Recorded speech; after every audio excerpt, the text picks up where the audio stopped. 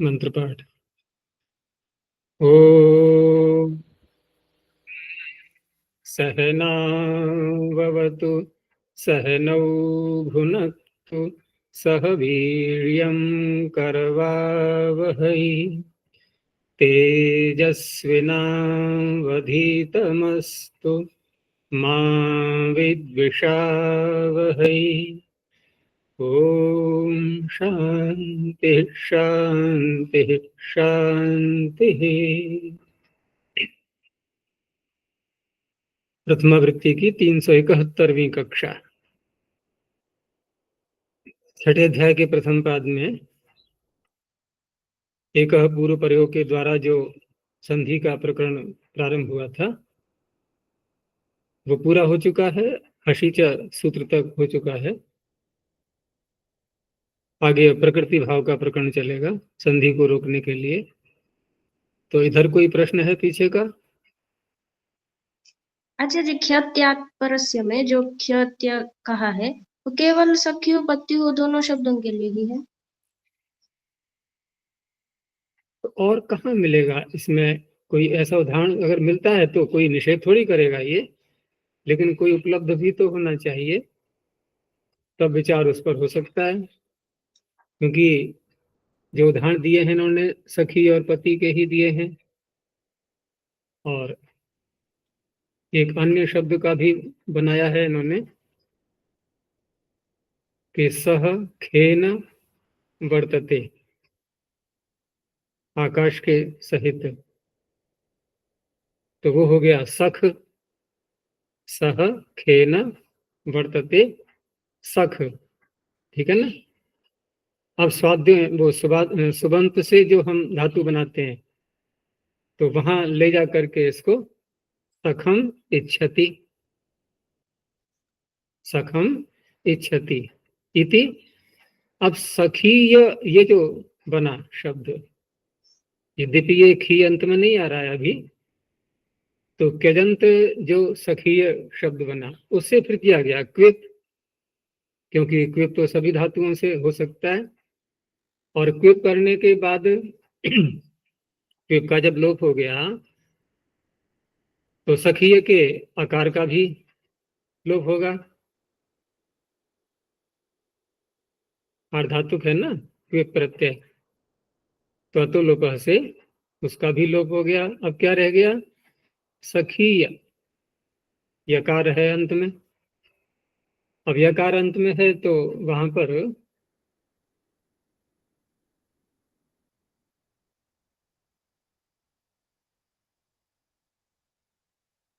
सखीय के यकार को भी, यकार को किससे हटाएंगे? उसको भी हटाना होगा।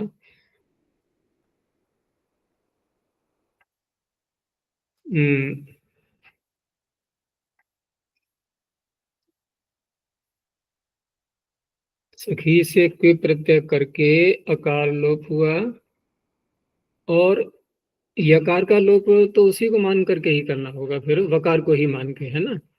वेर प्रत्यय से पहले ही उस यकार का लोप हो जाएगा, क्योंकि लोप विधि बलवान होती है। तो इधर वाला जो है वकार को मान करके, क्योंकि निमित्त हट जाएगा तो कैसे हट लोप हो पाएगा।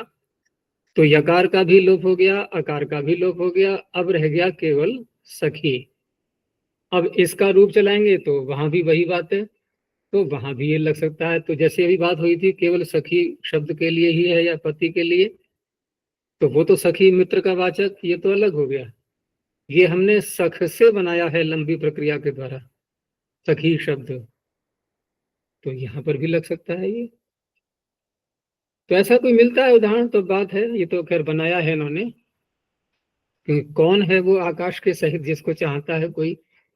ये केवल एक काल्पनिक शब्द होते हैं, क्योंकि वैयाकरणों की बुद्धि थोड़ी वैसी होती है ना कि व्याकरण के कारण से उसमें सूक्ष्मता आ जाती है। तो जैसे किसी खुजली मचती है ना, तो वैयाकरणों को भी खुजली मचती है। तो तरह तरह के शब्दों का निर्माण करते हैं। शब्दों के निर्माण में कोई प्रतिबंध तो लगाया नहीं है किसी ने कि चलो यदि हम ऐसा बना लें तो क्या होगा। तो वहां भी समाधान दिए जाते हैं फिर कि वहां ऐसा होगा फिर। कि कहीं रोक टोक नहीं है कि शब्द बनाने में, व्याकरण कहता है ये बनाओ शब्दों को। ये ठीक है कि हमें कहीं पर प्रसंग प्राप्त हो रहा है तो वो संज्ञावाची बन जाते हैं शब्द भी, कि संज्ञा में हो रहा है, लेकिन यौगिक शब्द तो हम कितने ही बना सकते हैं।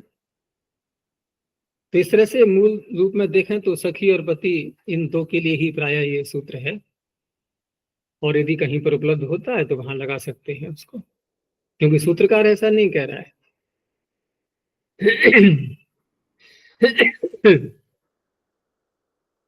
और वो मैंने बताया था कि ये जो यणादेश करके यहाँ पर ग्रहण किया गया है, तो यणादेश होने के बाद ही ये सूत्र लगता है, उससे पहले नहीं लगेगा। चलो तो प्रकृति भाव को देखते हैं आगे। इसमें दो प्रकार से सूत्र उपलब्ध होता है। ये मैंने जो अष्टाध्यायी कंठस्थ की थी, तो मेरा तो ऐसा ही कंठस्थ है कि प्रकृत्यांतः पादम अव्यपरे, ऐसा ही मेरी स्मृति में भरा हुआ है। लेकिन यहां इन्होंने दिया है प्रकृत्यांतः पादम, अव्यपरे नहीं दिया है। काशिका में अव्यपरे भी साथ में है, लेकिन आगे जो सूत्र आ रहा है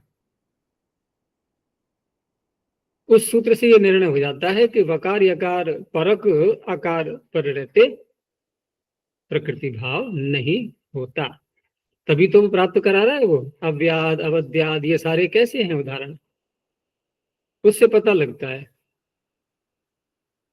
कि पाणिनि को यहाँ पर अव्यपरे उनके मस्तिष्क में है कि वकार यकार परक आकार पर रहते, ठीक है ना। अव्यपरे ऐसा आकार यदि है जिसके आगे वकार यकार आ रहा है तो प्रकृति भाव नहीं होता। तो अप्राप्ति होने से ही फिर अगला सूत्र सार्थक बनता है, नहीं तो अव्याद अवध्याद सूत्र की आवश्यकता ही नहीं है। यदि हम सर्वत्र प्रकृति भाव मान लेते हैं तो उस सूत्र की आवश्यकता नहीं रहती, फिर वो तभी सार्थक हो पाएगा क्योंकि पहले हम ये अंदर जो है निश्चय कर लें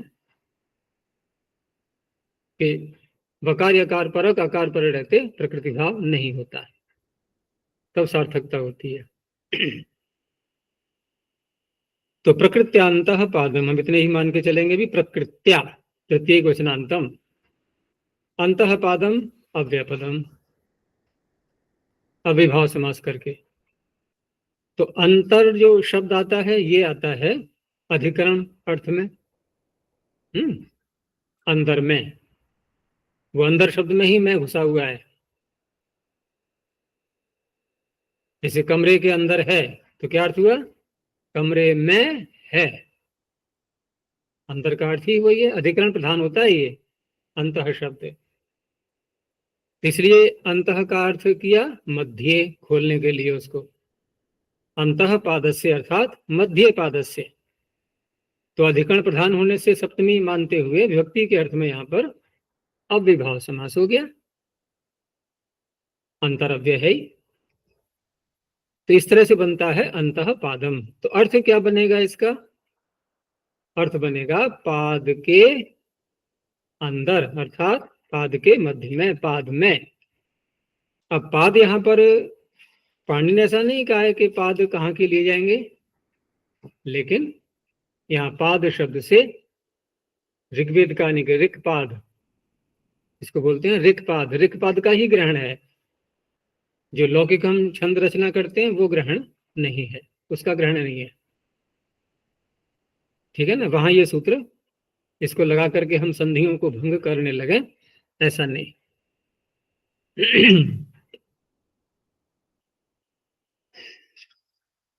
और दूसरा यहाँ पर जब अंतः पादम हमने बनाया विभक्ति के अर्थ में और पाद के अंदर में, तो इस तो कहने के लिए फिर आगे सप्तमी और भी लाएंगे अंत में, तो उस सप्तमी का फिर अम आदेश होता है। तो अम आदेश करने का मुख्य सूत्र कौन सा है, न अव्ययी भावात अतः अम तु अपंचम्या, ठीक है ना, पंचमी को छोड़ करके अम आदेश हो जाता है, अपंचम्या जो कहा हुआ है। लेकिन सप्तमी जहां आती है वहां बहुल करके भी कहा है, तृतीया सप्तमी और बहुलम, तृतीया भी आ गई है उसमें, तृतीया और सप्तमी में बहुल करके है। तो बहुल करके है तो हम इसी सूत्र को लगाएंगे, क्योंकि नहीं होगा तब तो इसका सहारा लेना ही पड़ेगा ना, जब अम नहीं होगा तो, और होगा तब भी हम इसी को लगाएंगे फिर, क्योंकि सप्तमी ग्रहण कर दिया गया है इसमें, इसलिए। तो इससे अम आदेश हो जाएगा सप्तमी के नी प्रत्यय के स्थान में। इस तरह से बनता है ये अंतः पादम। तो पादस्य मध्य अर्थात पाद मध्यस्थे अति परतः, ये अति कहां से आ रहा है? एंगह पदांतादति, ये काफी दूर तक जाएगा अति, जहां आवश्यकता होगी वहां वहां लगाते रहेंगे। जैसे हसीचा में नहीं थी आवश्यकता, वहां तो हसी कह दिया, तो वहां कैसे ले लेंगे हम? तो पादस्य मध्य निपाद मध्यस्थे अति परतः एंग प्रकृत्या भवति। अब एंग प्रकृति भाव से रहता है, तो एंग तो पीछे से यदि लाएंगे हम, तो वो तो एंग पदांतादति, वो तो पंचमी में था, तो पंचमी में होते हुए भी अर्थानुरोध से यहाँ पर उसको प्रथमा में बदलेंगे, क्योंकि प्रकृत्या भवति बोलना है हमें। प्रकृत्या में तृतीया है ही, क्योंकि प्रकृति से रहता है, जैसा है वैसा रहता है। प्रकृति का अर्थ यहाँ पर स्वभाव, उसका जैसा अपना होना है भाव, उसी तरह से रहना है, परिवर्तन उसमें नहीं होना। तो परिवर्तन संधि से आ ही जाता है, वो नहीं होना है, यही तात्पर्य है इसका। क्योंकि यही प्रकृत्या शब्द वहां भी आया हुआ है 6ठे अध्याय के अंत में। ये तो प्रथम पाद का है, चतुर्थ पाद में भी जहां भ संज्ञा का प्रकरण चलता है, तो वहां भी तो है सूत्र प्रकृत्यै काच, प्रकृत्या एकाच, ऐसे ही प्रकृत्या यहां पर है ये।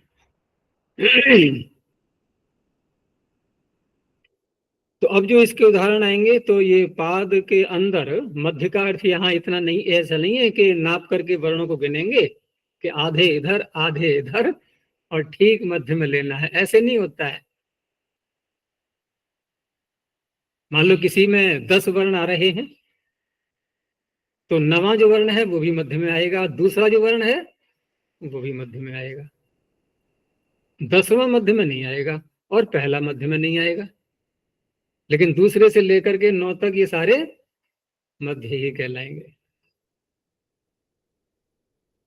तो यहां जैसे उदाहरण दिया, ते अग्रे अश्वम आयुंजन, यहां हम 2 उदाहरण ले सकते हैं नहीं? अब 2 बन गए ना इसमें, एक तो ते में एंग है, दूसरा अग्रे में एंग है। ते में जो एंग है उसके आगे अग्रे का आकार आ गया, अग्रे में जो एंग है उसके आगे अश्वम का आकार आ गया, ठीक है ना? तो न इधर लगा एंग पदांतादत्ति, ते में न अग्रे में लगा, दोनों में हो गया प्रकृति भाव। ये एंग पदांतादत्ति का ही बन रहा है अपवाद, क्योंकि एंग को कर रहे हैं ना प्रकृति भाव, और एंग में ही वो पूर्व रूप कर रहा था एंग पदांतादत्ति, तो उसी का अपवाद है ये। ऐसे ही ते अस्मिन जवम आदधु, यह एक उदाहरण है ये ते और अस्मिन। सुजाते अश्वसूनृते, सुजाते ये हो गया। उपप्रयंतो अध्वरम, ये ओ का आ गया, एंग में 2 वर्ण आ रहे हैं, ये ओ का उदाहरण हो गया। शिरो अपश्यम, ये ओ का हो गया। अध्वर्यो अद्रिभि सुतम, ये ओ का हो गया।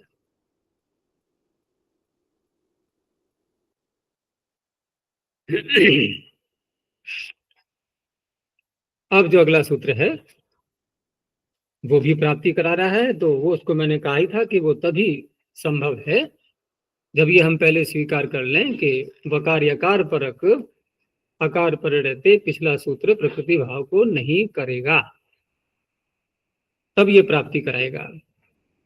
तो अव्याद अवद्याद अवक्रम व्रताय ममंत्व वस्युषु च, वस्युषु यहां तक ये सप्तमी बहुवचनांतम च अव्यपदम। तो इसमें शब्द अलग अलग सब जो दिए हुए हैं, अव्यात, अवद्यात, अवक्रमुः, अव्रत, अयम, अवंतु, अवस्यु, इन सब का द्वंद्व करके है ये। इत्यतेषु अति परतः, इन सब में देखो आकार आ रहा है प्रारंभ में। इत्यतेषु अति परतः अंतः पादम होना वही चाहिए, पाद के अंदर आने चाहिए ये सारे शब्द। प्रकृत्या भवती, तो इनमें जो सब में एंग आएगा, इनसे पूर्व, इन सब शब्दों से पूर्व जो एंग आएगा वह प्रकृति भाव से रहेगा। तो पहला शब्द अव्यात, ये ज्यों के त्यों जैसे आ रहे हैं मंत्रों में वैसे उसी प्रकार से ले लिए गए हैं। जिस लकार में, जिस पुरुष में, जिस वचन में जैसा भी है वही उठा के रख दिया है सूत्र में। तो अव्यात का है अग्नि ही प्रथमो वसुभिर नो अव्यात, तो नो में जो ओ है उसको प्रकृति भाव हुआ। मित्रम अहो अवद्यात, यहाँ अहो के ओकार को हो गया अवद्यात परे रहते। माँ शिवासो अवक्रमुहु, शिवासो में ओकार को हुआ। तेनो अव्रताः, ये अव्रत सूत्र में तो अव्रत है, ठीक है ना, एक एक ही शब्द यहाँ, लेकिन ये बहुवचन का दिया हुआ है इसमें अव्रताः। सूत्र में जो है अन्य शब्द तो तिङंत आदि जैसे भी पड़े हुए हैं उस तरह से हैं, लेकिन अव्रत ये मूल रूप में है। तो समास जो किया गया है उसमें तिङंतों को भी साथ में ले लिया है और मूल शब्द भी अव्रत आ गया है, तो उसी का ये बहुवचन में है तेनो अव्रताः। अयम शब्द ये तो जो सुबंत जैसा प्रयोग में आता है उसी प्रकार से सूत्र में लेकर के समास किया गया था। तो शतधारो अयम मणि ही अवंतु, तेनो अवंतु की तरह, ये अवधातु का है, लट लकार प्रथम पुरुष बहुवचन। और अंतिम शब्द था अवस्यु, तो कुशिकासो अवश्य वह, ये भी मूल शब्द है सूत्र में। तो दो शब्द सूत्र में तो मूल हैं, अव्रत और अवस्यु। बाकी अयम सुबंत है और अन्य जो भी हैं ये तिङंत हैं, अव्यात, अवद्यात, अवक्रमुहु, अवंतु। तो इस तरह से ये सूत्र हो गया। यहाँ इन्होंने लिखा भी है कि यद्यपि इस सूत्र के उदाहरणों में पूर्व सूत्र से ही प्रकृति भाव प्राप्त था, पुनरपि इस सूत्र की रचना से ज्ञात होता है कि पूर्व सूत्र से वकार यकार परे है, जिस आकार के उसके परे रहते प्रकृति भाव नहीं होता, तब ये सूत्र लग पाता है। तो ये तो दो सूत्र हो गए अंतः पादम कह करके पाद शब्द से ऋक पाद ग्रहण करते हुए, ठीक है ना। अब आ गया यजुष, अब ऋक नहीं है, तो यजुषी उरह, यजुष्योरह, यजुषी सप्तम में वचनांतम उरह प्रथम वचनांतम, एक शब्द यहां पर लिया गया है केवल उरस। यहां पर जब सकार को रू करके और रेफ को उकार और गुण ये सारे कार्य करने के बाद जब उरो बन जाएगा, ठीक है ना, तब उसको प्रकृति भाव होगा। तो यजुषी एंगंत उरह शब्द, क्योंकि उरस को ही करना है, उरहम प्रथमा है और पीछे से जो एंग आ रहा है वो प्रथमा में बदल चुका है। तो एंगंत उरह अति परतः प्रकृत्या भवति, आकार यहां भी चाहिए सर्वत्र। तो उरो अंतरिक्षम, यहां नहीं हुई संधि एंग पदांता दत्ति से, और दिए आगे आपो जुषाणु वृष्णु वर्षिष्ठे, इतने भाग को अलग कर दो। अंबे अंबाले अंबिके पूर्वे, यद्यपि सूत्र में आपो जुषाणु वृष्णु वर्षिष्ठे अंबे अंबाले ये सारे पद अलग अलग हैं, ठीक है ना, और अविभक्त्यंत सूत्र में मानना है इनको, विभक्ति यहाँ पर नहीं आई हुई है, यथार्थ विभक्ति का लोप कर दिया गया है। तो अविभक्त्यंत पद जो के त्यों सारे ले लिए गए हैं। अंब के पूर्व जो आगे आ रहा है ये जो प्रथमा व्यक्ति का द्विवचन है, तो स्पष्ट है कि जब द्विवचन आ रहा है प्रथमा व्यक्ति का तो ये दो शब्दों को ले रहा है इनमें से, सूत्र में आए हुए जो शब्द हैं, आपो, जुषाणु, वृष्णु, वशिष्ठे, अम्बे, अम्बाले, कितने आ गए? ये 6 शब्द। इन 6 में से 2 ये पकड़ेगा, उनका बनेगा ये विशेषण। ठीक है ना, कि अंबिके, अंबिके पूर्वे, अंबिके पूर्वम ययो हो, 2 आएंगे ना, 2 पकड़ने हमें। अंबिके पूर्व में है जिनके, नहीं, पंचमी तत्पुरुष। अंबिके, अंबिके शब्दात पूर्वे। ठीक है ना, तो उस अवस्था में जब द्विवचन लिया गया है तो 2 शब्द इनमें से कौन से पकड़ेंगे हम? प्रश्न ये उठता है।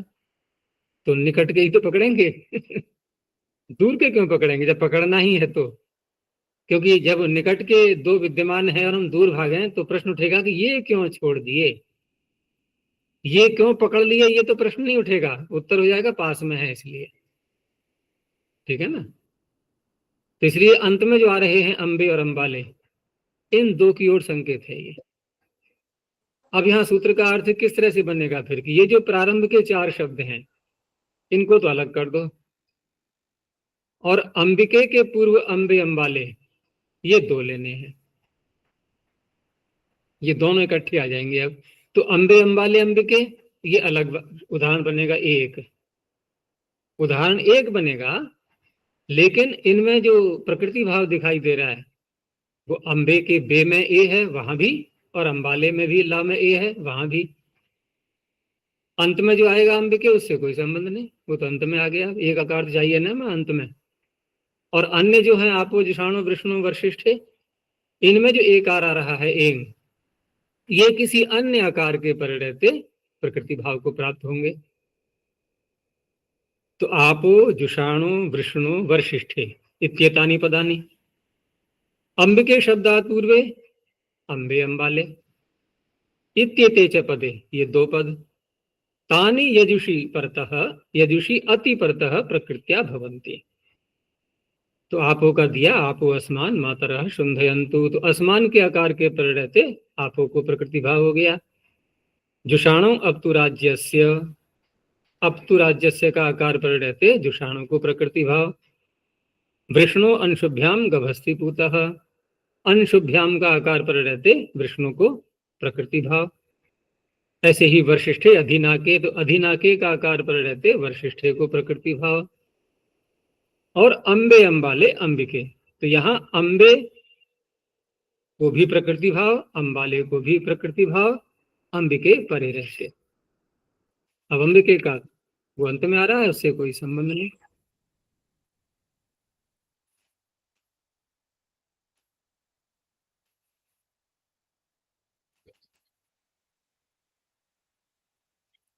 इसमें एक प्रश्न ये उठ सकता है कि ये जो शब्द हैं अंबे अंबाले अंबिके,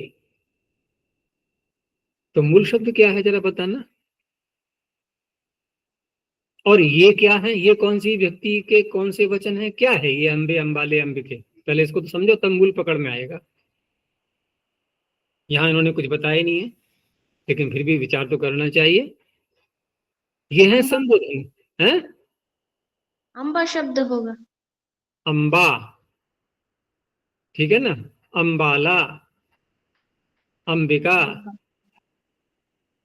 तो ये क्या बन गए, संबोधन में बनेंगे ना ये। जैसे लता का लते, ऐसा ही तो बनता है, बनता है कि नहीं? अरे लता का हे लते ही बनेगा, कन्या का हे कन्या बनेगा। चलो लता जड़ है, संबोधन बोलने की इच्छा नहीं हो रही है तो कन्या को तो बोल सकते हैं हे कन्ये इत आगच्छ। तो यहाँ पर अंबे अंबाले अंबिके, बड़ा सरल हो गया, लग गया पता क्या ऐसे बन गया। लेकिन नदी का क्या बनता है संबोधन में, हे नदी, ह्रस्व हो जाता है नहीं, तो ह्रस्व करने वाला सूत्र है कौन सा?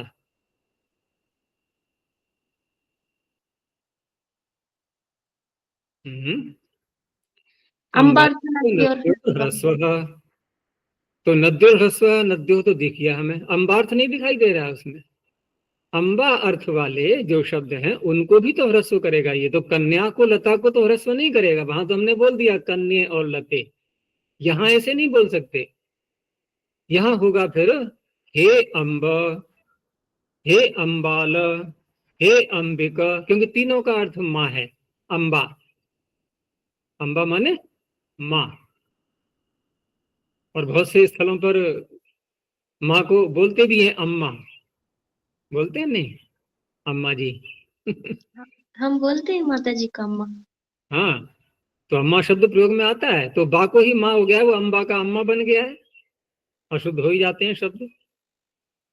तो इस तरह से ये माता के वाचक शब्द यदि परमात्मा के लिए आते हैं, परमात्मा माता ही है हमारी जगदम्बा, तो वहां पर ह्रस्व होना चाहिए इनको, अम्बार्थ नद्यो ह्रस्व से। लेकिन यहाँ पर क्योंकि सूत्र में ऐसा पढ़ा है पाणिनि ने, तो पाणिनि तो हमारे लिए प्रमाण है। तो पाणिनि प्रमाण है, तो पाणिनि का बनाया सूत्र प्रमाण नहीं है क्या? अम्बार्थ नद्यो ह्रस्व, वो भी तो प्रमाण है। तो वदतो व्याघात नहीं हो जाएगा कि पाणिनि अपने ही सूत्र, अपने ही मुख से सूत्र बना रहे हैं, अम्बार्थ नद्यो ह्रस्व है, अपने ही मुख से पढ़ रहे हैं अम्बे अम्बाले अम्बे के पूर्व। तो कोई बात नहीं है, पाणिनि ने दो नियम बता दिए। तो यदि अन्यत्र कहीं प्रयोग करेंगे तो अम्बार्थ जो शब्द है, अम्बे अम्बाले, अम्बा अम्बाला इत्यादि, उनको ह्रस्व हो जाएगा संबोधन में, लेकिन यहाँ यजुर्वेद में नहीं होगा। तो इस तरह से यहाँ पर निपातन मानते हुए ह्रस्व नहीं किया गया, तब जाकर के एकार यहाँ पर हो पाया है। किससे करेंगे एकार?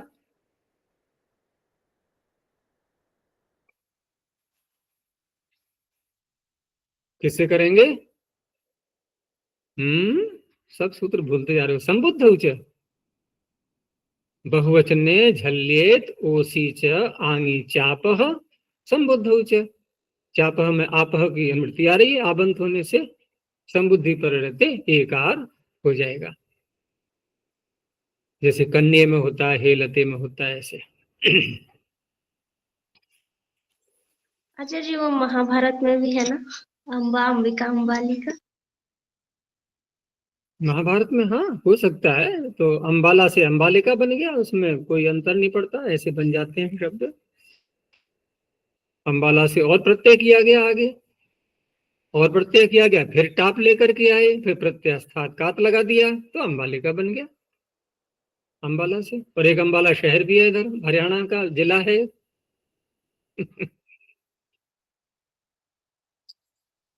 चलो आगे, अंग इत्यादि च, ये अंग, एकार को आदेश होकर के लोपहर्षा कर से सप्तमी का है, अंगे सप्तमे क्वचनांतम, इत्यादि सप्तमे क्वचनांतम चाव्यपदम। ये इत्यादि बड़ा विचित्र शब्द है, ये पहली बार आ रहा है ऐसे सूत्र में कि इति शब्द का आदि शब्द के साथ में समास किया गया है। लेकिन इति शब्द कह करके इति से यहाँ पर अंग को लिया गया है, क्योंकि वो निकट में है उसके।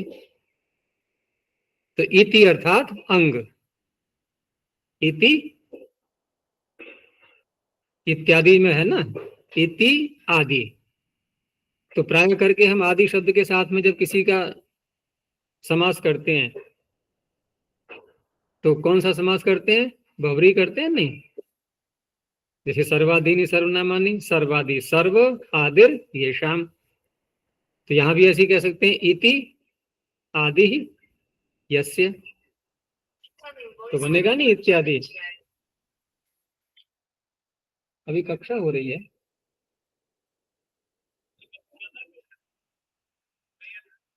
तो कर ले बात जंगी से।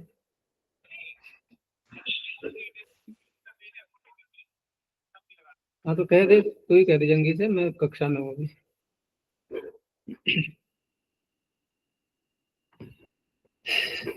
तो इति के साथ में यहाँ पर जो आदि शब्द के साथ में इति का समास किया है, ये करेंगे षष्ठी तत्पुरुष यहाँ।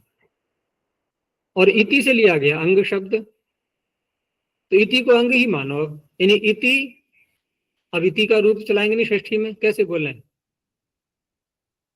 इते है, इते है आदि, इति तो अव्यय है ना, रूप चलता नहीं उसका, ऐसे प्रत्यय लाएंगे तो। रुकेगा नहीं सुख। तो इति को अंग मानते हुए अगर हम कहें तो कैसे बोलेंगे, अंगस्य आदि ही। इति आदि का मतलब अंगस्य आदि ही, ठीक है ना, अंग का आदि। ये अर्थ लेना है सूत्र में। तो यहां दो बातें हो गई, एक तो अंगे अलग से बोल दिया और इत्यादौ च, इसीलिए च लगाया फिर। तो अंग शब्दे सप्तमी है, अंग शब्दे य एंग तस्मात, क्योंकि अति प्रत्यय तो लेना ही है हमें। यानी अंग शब्द में जो एंग आ रहा है उसके आगे अकार परे हो तो प्रकृति भाव होगा। तो अंग शब्दे या एंग तस्मात, या अंग शब्दे या एंग। ये वैसे अर्थ अर्थ इनका सही नहीं बैठ रहा है वाक्य संरचना, क्योंकि यह अगर बोलेंगे तो एंग कैसे बोलेंगे, यह तो विशेषण बनेगा ना। अगर ऐसे बोलेंगे अंग शब्दे या एंग, तो स की जगह आएगा तस्मात। या फिर ऐसे बोले, नहीं नहीं, तस्मात तो फिर सही नहीं रहेगा, इसको ऐसे बोलना चाहिए, अंग शब्दे या एंग, एंग एंग कर की जगह प्रथमा कर दो, यहाँ पर अशुद्ध शब्द गया है ये। अंग शब्दे या एंग स अति परतः, ये है वास्तव में अर्थ।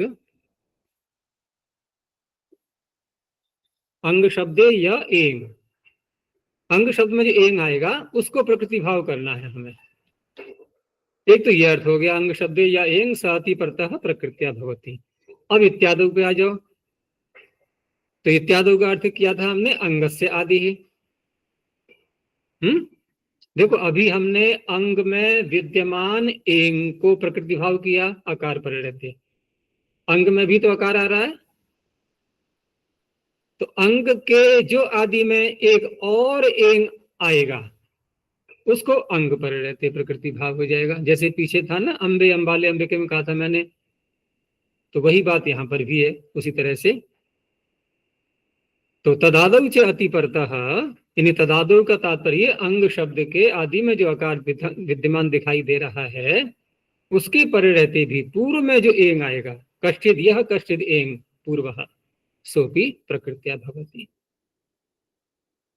अब यहां देखो कि ऐन्द्र प्राणो अंगे अंगे निदिध्यत। अब यहां पर संयोगवश उदाहरण ऐसा दिखाई दे रहा है कि जहां अंगे को दो बार बोला गया है, लेकिन दो बार बोलने पर भी हमें जो दूसरा अंगे है उसमें केवल हमें आकार को देखना है बस। वो ये मत देखना कि अंगे पड़ा है, सूत्र में जो अंगे है क्या इसी को कह रहा है, नहीं नहीं नहीं, सूत्र में जो अंगे है वो तो पूर्व को कह रहा है, अंगे को। अंगे अंगे, फिर समझो बात के लिए, अंगे अंगे में जो अगला अंगे है ये केवल हमें आकार दिखाने के लिए है बस। पूर्व जो अंगे है ये सूत्र में पढ़ा अंगे आ गया। सूत्र ने कहा कि अंगे में जो एंग है वह आकार पर रहते प्रकृति भाव को प्राप्त होगा। तो पूर्व अंगे का एकार प्रकृति भाव को प्राप्त हो गया। अब इस अंगे में पूर्व वाले अंगे में जो आकार आ रहा है आदि में, इसके पर रहते प्राणों का ओकार प्रकृति भाव को प्राप्त हो गया। बस ये दो देखने हैं। तो दोनों ही प्रकार के उदाहरण में अंगे अंगे दो बार बोला गया है, लेकिन दूसरा अंगे केवल आकार को दिखाने के लिए है, उसमें आकार को ही देखना है बस। आगे अनुदात्ते च कुध परे। दूसरा उदाहरण में तो दूसरा अंगे के वहां भी वहां पर अशोचितम को अशोचितम को लेते हुए जी, हाँ तो वो ले सकते हैं। अशोचिशम का आकार पर रहते ये जो अंगे में एकार है दूसरे वाले अंगे में, तो ये भी तो सूत्र के ही रेंज में आ गया ना। सूत्र जो कह रहा है कि अंगे में विद्यमान एंग को आकार पर रहते प्रकृति भाव होगा, तो दूसरे वाले अंगे में किया, फिर प्रथम वाले अंगे में किया, अब इत्यादि कह करके प्राणों के ओकार को किया, या तीनों में हो जाएगा। सही पकड़ा तूने, मेरा ध्यान नहीं गया था उधर। तो ये तीनों में तीन बनेंगे, यहाँ पर तीन जगह प्रकृति भाव होगा। तो ये सब हो गए यजुर्वेद के उदाहरण। आगे भी यजुषी का ही चल रहा है ये अभी। आगे अनुदात्ते च कुध परे, अनुदात्ते सप्तम में कुशनांतम च व्यपदम कुध परे सप्तम में कुशनांतम। यह कु से कवर्ग लेंगे और ध से धकार मात्र है। अब ये कुध परे में बहुरी समास किया गया है। कुश्च धश्च कुधौ कुधौ परो यस्मात् स कुध परः। तो यस्मात् कस्मात् अकारात, मुझे पीछे से अति आ रहा है, यानी अकार से आगे कवर्ग या धकार भी आना चाहिए। जैसे पीछे था ना अव्यपरे, बताया था मैंने कि वकार यकार परक न हो, लेकिन यहाँ क्या है कि कवर्ग और धकार परक अकार हो, तब लगेगा सूत्र ये, पहली बात। दूसरा ये है कि ये जो कवर्ग या धकार परक जो अकार होगा वह अनुदात्त भी होना चाहिए। तो 3 सप्तमियां हो गई यहाँ पर, पीछे से अति, इधर अनुदात्ते और कुधपरे। कुधपरे बना अति का विशेषण, और उस अति का विशेषण फिर एक और बना अनुदात्त। वह आकार अनुदात्त भी हो और कवर्ग धकार परक भी हो, दोनों बातें उसमें दिखाई देनी चाहिए। तो उससे पूर्व एंग प्रकृति भाव को प्राप्त होगा।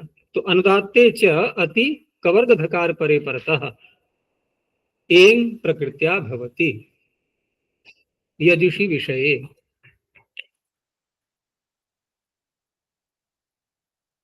तो अब देखो उदाहरण में, जैसे अग्नि शब्द है, अकार है, कवर्ग परे आ रहा है गकार। अनुदात इसलिए है क्योंकि जब नी प्रत्यय किया गया इसे अंगेर नलोपष्ट उनादि सूत्र से, तो प्रत्यय स्वर होने के कारण से अनुदात्तम पद में वर्जम, आकार तो अनुदात ही हो गया ना अग्नि का। यद्यपि धातु स्वर से वो उदात ही था पहले, लेकिन प्रत्यय आ जाने के कारण से सती शिष्ट स्वरो बलियान, तो अब ये अनुदात हो चुका है। अब ये सो में जो ओ आ रहा है इसको प्रकृति भाव हो गया, अयम सो अग्नि है।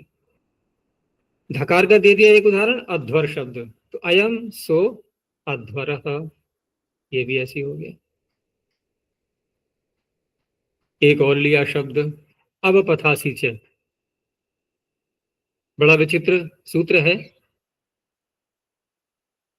ता आताम झ थास आथाम ध्वम, तो थास प्रत्यय लाएंगे मध्यम पुरुष के एक वचन में, तो तिंगंत शब्द बनेगा। यहाँ तिंगंत में ही सप्तमी व्यक्ति ले आए पाणिनि, देखो कितने बुद्धिमान है। हम जब तिंगंतों के रूप चलाते हैं तो क्या उसमें सुपनों की उत्पत्ति करते हैं फिर? तो कैसे हो गई? क्योंकि तिंगंत तो प्रातिपदिक बन नहीं पाएंगे। प्रातिपदिक संज्ञा कैसे करें उसके? बिना प्रातिपदिक बनाए स्वाद्योत्पत्ति कैसे होगी? तो क्या, हाँ, अनुग्रह समाधान है हमारे पास में, अनुकरण करके सारी बातें माफ हो जाती हैं। फिर तो कहीं कोई गलती हो जाए, कहना मैंने अनुकरण किया था। कहीं अशुद्ध निकल जाए मुख से, तो कह दो मैंने दूसरे का अनुकरण किया है, वो अशुद्ध बोल रहा था, मैंने बोल दिया।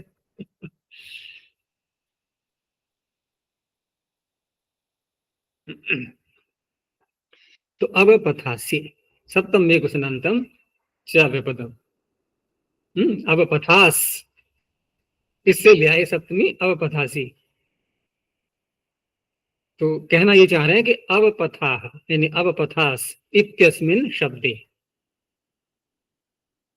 यो अनुदात्तो अकार, अनुदात्त पीछे से आ रहा है, तस्मिन् परतः एंग प्रकृत्या भवति यजुषी। तो अवपथास आगे आएगा। अब इसमें जो आकार है इसके परे रहते हैं, क्योंकि आकार तो सर्वत्र लेना ही है, सभी सूत्रों में अति चल रहा है। तो प्रकृति भाव किसको होगा? रुद्रेभ्यो, यहाँ जो ओकार है इसको हुआ है त्रिरुद्रेभ्यो अवपथा। अब यहाँ पर अनुदात भी देखना है हमें, इसको आकार को। तो ये तो नियम होता ही है कि अतिंगंत से उत्तर तिंग पूरे का पूरा अनुदात हो जाता है, केवल आकार ही नहीं अवपथा का, सारा ही अनुदात है वो, तिंग तिंग, क्योंकि रुद्रेभ्यो अतिंगंत है। उससे उत्तर तिङंत अवपथाह को अनुदात हो गया। आगे सर्वत्र विभाषा गोः। सर्वत्र, इसकी कहने की क्या आवश्यकता थी? देखो पीछे अभी बात हो रही थी अंतःपादम, जो मैंने बताया था कि ऋक् पाद लिए गए हैं, फिर यजुष आ गया, ये सब वेदों का प्रकरण चल पड़ा था। अब सर्वत्र कह करके पाणिनि कह रहे हैं कि अब हम वेद और लोक दोनों को ले रहे हैं, ये सर्वत्र हो गया। क्योंकि पीछे कोई प्रश्न ये भी कर सकता था कि आपने अंतःपादम अर्थ से ऋक् पादी ही क्यों लिया, है ना? आप लौकिक पाद क्यों नहीं ले सकते छंदों के, श्लोकों के? तो ये उत्तर आ जाएगा ना अब ये। अगर वहां हम लौकिक पाद भी ले लें तो सर्वत्र शब्द निरर्थक हो जाएगा, क्योंकि पीछे भी सर्वत्र चल रहा है। फिर हम ऋक् पाद भी ले रहे हैं, लौकिक पाद भी ले रहे हैं, तो सर्वत्र हो तो गया पीछे। फिर यहाँ कहने की क्या आवश्यकता है? तो ये सर्वत्र बता रहा है कि पीछे भले ही छंद नहीं कहा कहीं पर, परंतु छंद ही लेना है। तो सर्वत्र अव्यपदम विभाषा प्रथम एक वचनांतम गोह षष्ठी एक वचनांतम। सर्वत्र अर्थात छंदसी भाषायां च। अति परतः गोह एंग, गो में षष्ठी है, यानी गोह एंग प्रकृत्या भवति विभाषा। अब गोह एंग इतना कह करके यहाँ पर गो शब्द के साथ में हमें पीछे से एंगह पदांता दत्ति से पदांत शब्द भी लाना है। यद्यपि वो पदांत पंचमी का है, लेकिन यहाँ पर षष्ठी में ले लेंगे। यानी पदांतस्य गोह एंग प्रकृत्या भवति, या फिर हम पदांत को प्रथमा में भी बदल सकते हैं, दोनों प्रकार से अर्थ कर सकते हैं। प्रथमा में बदलेंगे तो अर्थ हो जाएगा गोह पदांतः एंग, ठीक है ना? गो में जो एंग है वो पदांत हो, अथवा पदांत से गो, तो कोई ज्यादा अंतर नहीं पड़ता है। लेकिन यहाँ पर क्योंकि प्रकृति भाव एक वर्ण को होता है, तो हम एक वर्ण जो एंग है उसके साथ में ही पदांत शब्द को जोड़ देंगे, तो पद के अंत में ही आना चाहिए वो। तो जैसे उदाहरण है गो अग्रम, गो अग्रम क्या है ये? गाय का अगला भाग। समास किया हमने षष्ठी तत्पुरुष गो अग्रम, तो होना चाहिए गोग्रम एक पदांता देती, यही तो बनेगा। मूल शब्द गो है, आगे अग्रम आ रहा है, एक पदांता देती। लेकिन इसने कह दिया नहीं, गो शब्द का ओकार यदि पद के अंत में है तो उस अवस्था में उसको प्रकृति भाव हो जाएगा अकार परे रहते, विकल्प करके। तो जिस पक्ष में प्रकृति भाव हो गया तो गो और अग्रम अलग अलग लिखा जाएगा ये। यद्यपि यहाँ पर रेखा एक ही लिखना ज्यादा उचित रहेगा, क्योंकि समास कर लिया है हमने, तो गो को अलग रेखा बनाएं, उसकी अग्रम की अलग बनाएं, ये तो उचित नहीं लगता है मुझे। इसको मिला करके ही लिखो, वो ज्यादा अच्छा रहेगा। जैसे वो सूत्र आता है ना, अर्श आदिभ्योच, तो कैसे लिखते हैं उसको? अर्श को अलग नहीं करते ना, अर्श आदिभ्योच, रेखा एक ही रहती है। अच्छा जी, क्योंकि समाप्ति इसीलिए सुप नहीं दिख रहा है इसमें गो में। मैं कह रहा हूँ समास है तो इसलिए अलग अलग रेखा करने से ना कुछ भ्रांति सी पैदा हो जाएगी। फिर यही प्रश्न उठता रहेगा, ये कौन सी विभक्ति का मान है इसको? अरे विभक्ति है ही नहीं, वहां पर समास हो चुका है। छंद का दे दिया है एक, अपशवो व अन्य गो अश्वेभ्य। अब देखो गो अश्वेभ्य मिला, इन्होंने रेखा एक कर दी, ऐसे ही वहां भी होनी चाहिए। तो अपशवो व अन्य, तो अन्य का गो अश्वेभ्य में जो गो का ओकार है उसको प्रकृति भाव हो गया, अश्व का आकार परे रहते। दूसरे पक्ष में जब प्रकृति भाव नहीं हुआ तो पशवो गोश्वाहा, यहां पर द्वंद्व समास करेंगे गो का और अश्व का। पहले वाले में षष्ठी तत्पुरुष होगा अग्र शब्द के साथ में। अब इसी गो शब्द के विषय में अगला सूत्र भी है, अवंग स्फोटायनस्य। अवंग प्रथमैकवचनान्तम स्फोटायनस्य षष्ठीएकवचनान्तम। यहाँ पर विभाषा तो पीछे से आ ही रहा है, फिर भी स्फोटायन कहा है, तो ऐसे अनेकों सूत्रों में पीछे भी बातें आ चुकी हैं कि ऐसे स्थलों पर पाणिनि किसी आचार्य का नाम सम्मान के लिए रख देते हैं, विकल्प के लिए न होकर के वो सम्मान के लिए हो जाता है। तो स्फोटायनस्य आचार्यस्य मतेन अचि परतः पदान्ते गोः अवंग आदेशो भवति विकल्पेन। ठीक है ना। तो ये अवंग आदेश कर रहा है। अब तक हम जितने सूत्र हमने पढ़े थे, प्रकृत्यांतः पादम से लेकर के सर्वत्र विभाषा गोह तक, ये सब प्रकृति भाव कर रहे थे। ये आदेश कर रहा है, ये प्रकृति भाव नहीं कर रहा है, लेकिन विकल्प से कर रहा है, तो दूसरे पक्ष में प्रकृति भाव हो ही जाना है, लेकिन इस सूत्र से न होकर के अन्य सूत्र से होगा वो कार्य। ये तो अवंग आदेश कर रहा है एक पक्ष में बस। और ये जो अवंग आदेश है ये एक विचित्र प्रकार का है, यानी कि भिन्न प्रकार का है। जैसे अन्यत्र कहीं पर आदेश आते हैं, जैसे कहीं पर हम अनंग करते हैं, है ना, अस्थि दधि सत्यक्षणाम अनंग उदात्त है, तो क्या बचता है उसका, अन। दो अनुबंध मानते हैं हम उसमें, लेकिन इसमें ऐसा नहीं, इसमें एक ही अनुबंध है अवंग में, केवल अंगाकार। व में जो अकार है ये अनुबंध नहीं है, इसलिए अकारांत अब बचता है इसमें, ये ध्यान रखना है। तो अग्र शब्द के परिणते स्फोटायन के मत में गो शब्द के ओकार को विकल्प करके अब ये आदेश हो गया, यानी अवंग। तो गो में ओकार को होगा ये निच सूत्र से अंतिम अल के स्थान पर, तो क्या बनेगा, गव अकारांत। आगे अग्रम है, अकह सवर्णी दीर्घ गवाग्रम। विकल्प है तो दूसरे पक्ष में यहां पदांता दत्ती, फिर गोग्रम बन जाएगा। दूसरे पक्ष में प्रकृति भाव नहीं है आचार्य जी। दूसरे पक्ष में प्रकृति भाव नहीं है। प्रकृति भाव का पीछे दे तो दिया, वहां देखो गो अग्रम है नहीं, तीन हो तो गए। अब यहाँ तीन दिखाना जरूरी है क्या? एक पीछे दिखा दिया, दो यहाँ दिखा दिए,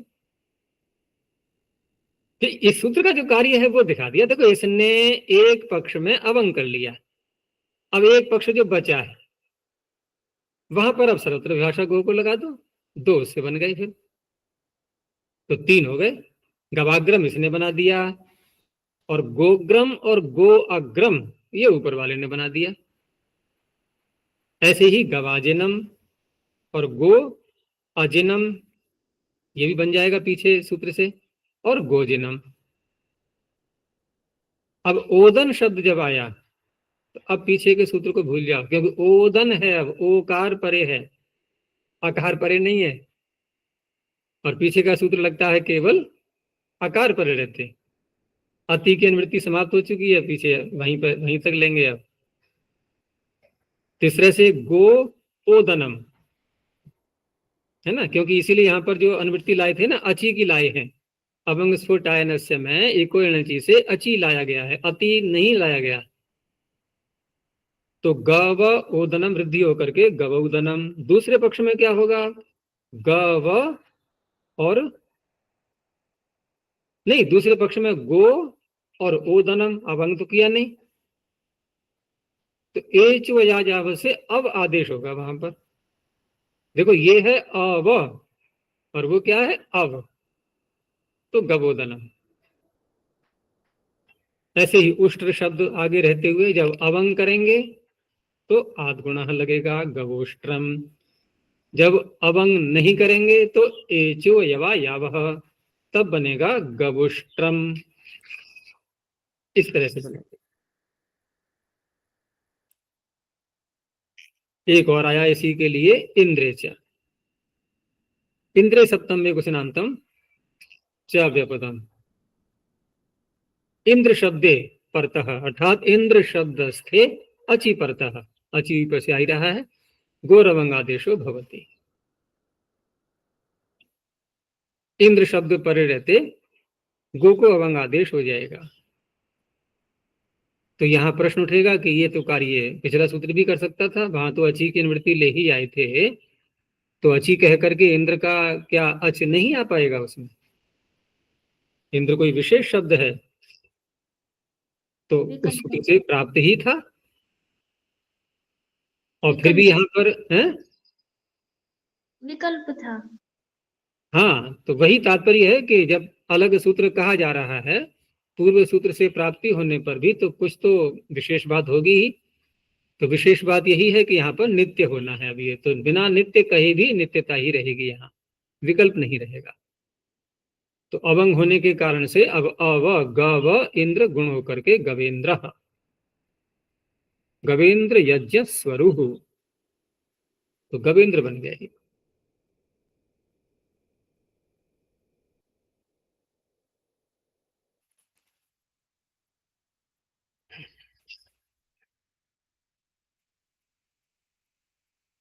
चलो यहीं तक रखते हैं। अब ये आगे, अब ये विषय थोड़ा बदल रहा है, यद्यपि है प्रकृति भाव का ही, और ये बहुत व्यापक सूत्र है जो आगे आ रहा है। अब ये प्रणव ध्वनि। ओ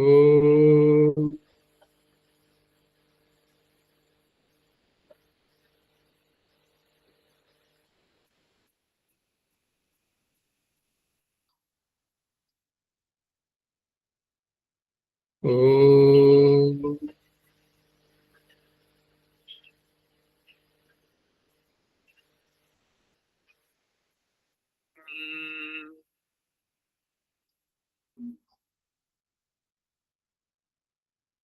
ओ